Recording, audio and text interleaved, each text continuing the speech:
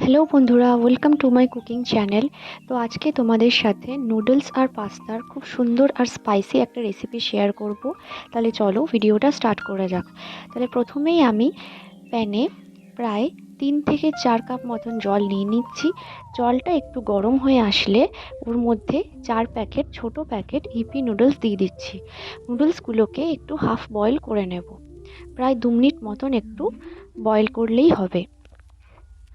নুডলসটা সেদ্ধ হয়ে গেলে ছাঁকনি দিয়ে ছেঁকে জলটা ঝরিয়ে রেখে দেব। এবারে কড়াইয়ে নিয়ে নিচ্ছি 3 চামচ মতন তেল। তেলটা একটু গরম হয়ে আসলে ওর মধ্যে একটা গোটা কেটে রাখা পেঁয়াজ দিয়ে দিচ্ছি। পেঁয়াজটাকে একটু ভেজে নেব, হালকা গোল্ডেন ব্রাউন হওয়া পর্যন্ত একটু ভাজবো। আর দিয়ে দিচ্ছি 3টে স্প্লিট করা কাঁচা লঙ্কা। লঙ্কাটা একটু ভাজা হলে একটা টমেটো কেটে এর মধ্যে দিয়ে দেবো। আর টমেটোটাকেও একটু 1-2 মিনিট মতন ভেজে নেব।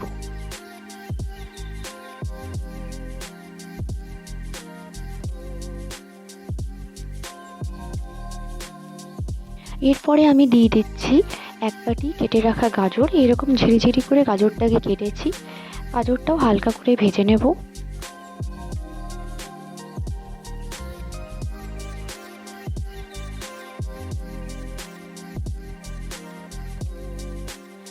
এরপরে দিয়ে দিচ্ছি এর মধ্যে 2টো ছোট কেটে রাখা আলুগুলোকেও কিন্তু আমি ঝিরিঝিরি করেই কেটেছি। আলুটাকেও একটু ভাজা ভাজা করে নেব। প্রায় 2 থেকে 3 মিনিট মতন ভালো করে নাড়াচাড়া করে আলুটাকে ভেজে নেব।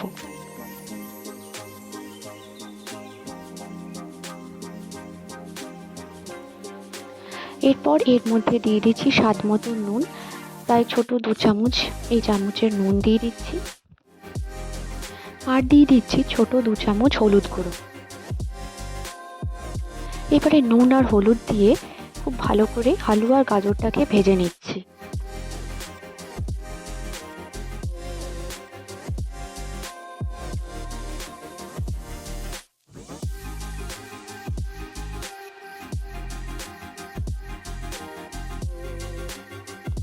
এরপর এর মধ্যে 2 প্যাকেট ইপির যে টেস্ট মেকারটা আছে সেই টেস্ট মেকারটা অ্যাড করছি।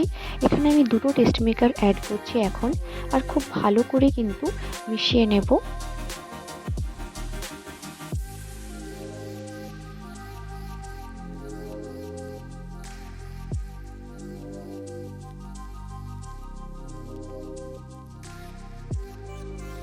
এরপর এর মধ্যে দিয়ে দিচ্ছি অল্প পরিমাণে চিলি সস আর দেব সয়া সস।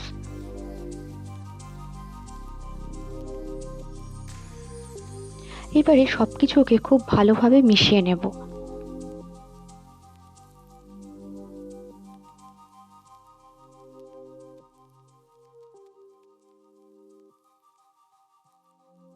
এরপর এর মধ্যে সেদ্ধ করে রাখা নুডলসগুলো অ্যাড করছি। আর অ্যাড করব এই 1 বাউল পাস্তাটা আমি আগেই সেদ্ধ করে রেখেছিলাম, তো সেটা অ্যাড করে দিচ্ছি। আর খুব ভালো করে কিন্তু এই মশলার সাথে সবজির সাথে মিশিয়ে নেব। খুব ভালোভাবে মিশাতে হবে যাতে এই সবজি মশলা খুব ভালোভাবে নুডলস পাস্তার সাথে মিশে যায়। এরপরে আরও 2 প্যাকেট যেটা বাকি ছিল নুডলসের টেস্ট মেকার সেটা অ্যাড করে দেব। আর ভালো করে আবার মিক্স করে নেব।